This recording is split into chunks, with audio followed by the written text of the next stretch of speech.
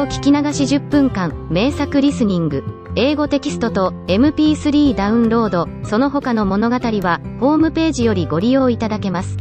88thpp.com 88thpp.com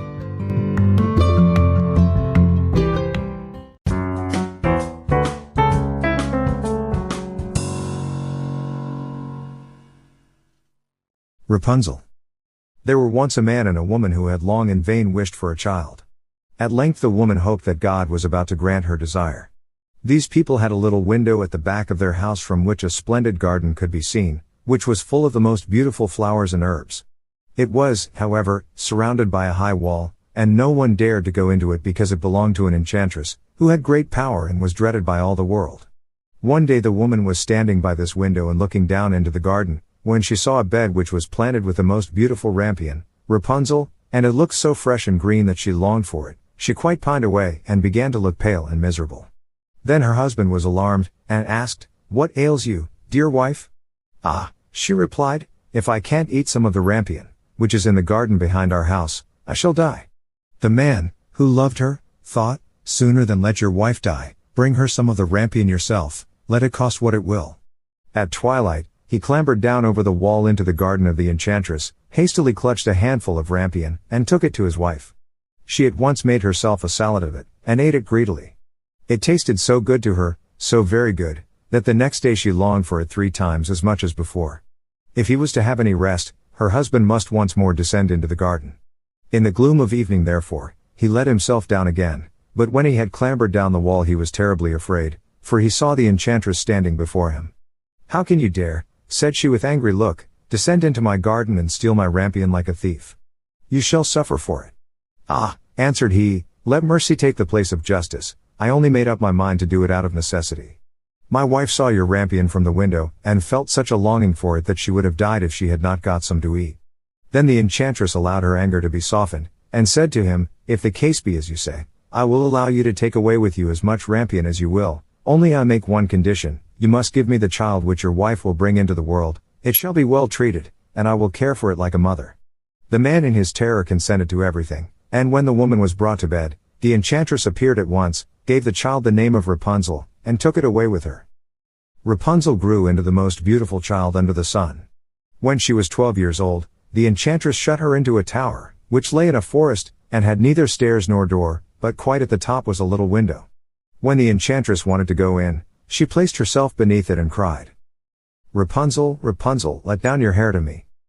Rapunzel had magnificent long hair, fine as spun gold, and when she heard the voice of the enchantress she unfastened her braided tresses, wound them round one of the hooks of the window above, and then the hair fell 20 ells down, and the enchantress climbed up by it.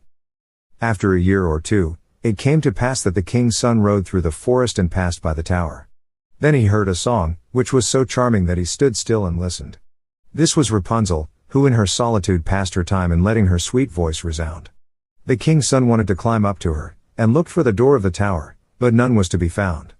He rode home, but the singing had so deeply touched his heart, that every day he went out into the forest and listened to it. Once when he was thus standing behind a tree, he saw that an enchantress came there, and he heard how she cried, "Rapunzel, Rapunzel, let down your hair to me." Then Rapunzel let down the braids of her hair, and the enchantress climbed up to her. "If that is the ladder by which one mounts, I too will try my fortune," said he, and the next day when it began to grow dark, he went to the tower and cried, "Rapunzel, Rapunzel, let down your hair to me." Immediately the hair fell down and the king's son climbed up. At first Rapunzel was terribly frightened when a man, such as her eyes had never yet beheld, came to her, but the king's son began to talk to her quite like a friend, and told her that his heart had been so stirred that it had let him have no rest, and he had been forced to see her. Then Rapunzel lost her fear, and when he asked her if she would take him for her husband, and she saw that he was young and handsome, she thought, "He will love me more than old Dame Gothel does," and she said yes, and laid her hand in his. She said, "I will willingly go away with you, but I do not know how to get down. Bring with you a skein of silk every time that you come, and I will weave a ladder with it, and when that is ready I will descend, and you will take me on your horse." They agreed that until that time he should come to her every evening, for the old woman came by day. The enchantress remarked nothing of this, until once Rapunzel said to her, "Tell me, Dame Gothel, how it happens that you are so much heavier for me to draw up than the young king's son, He is with me in a moment. Ah! You wicked child, cried the enchantress. What do I hear you say? I thought I had separated you from all the world, and yet you have deceived me. In her anger she clutched Rapunzel's beautiful tresses, wrapped them twice round her left hand, seized a pair of scissors with the right, and snip, snap, they were cut off, and the lovely braids lay on the ground. And she was so pitiless that she took poor Rapunzel into a desert where she had to live in great grief and misery. On the same day that she cast out Rapunzel, however, the enchantress fastened the braids of hair, which she had cut off, to the hook of the window, and when the king's son came and cried, Rapunzel, Rapunzel, let down your hair to me. She let the hair down. The king's son ascended, but instead of finding his dearest Rapunzel, he found the enchantress, who gazed at him with wicked and venomous looks. Aha! She cried mockingly, you would fetch your dearest, but the beautiful bird sits no longer singing in the nest, the cat has got it, and will scratch out your eyes as well. Rapunzel is lost to you, you will never see her again. The king's son was beside himself with pain, and in his despair he leapt down from the tower. He escaped with his life, but the thorns into which he fell pierced his eyes. Then he wandered quite blind about the forest, ate nothing but roots and berries, and did naught but lament and weep over the loss of his dearest wife. Thus he roamed about in misery for some years, and at length came to the desert where Rapunzel, with the twins to which she had given birth, a boy and a girl, lived in wretchedness. He heard a voice, and it seemed so familiar to him that he went towards it, and when he approached, Rapunzel knew him and fell on his neck and wept. 2 of her tears wetted his eyes and they grew clear again, and he could see with them as before. He led her to his kingdom where he was joyfully received, and they lived for a long time afterwards, happy and contented.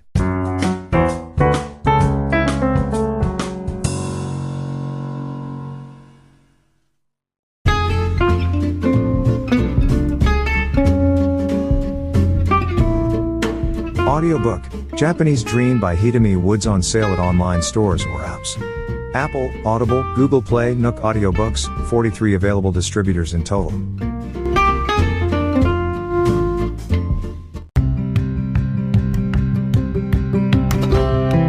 英語聞き流し10分間、名作リスニング。英語テキストと MP3 ダウンロード、その他の物語は、ホームページよりご利用いただけます。88thpp.com 88thpp.com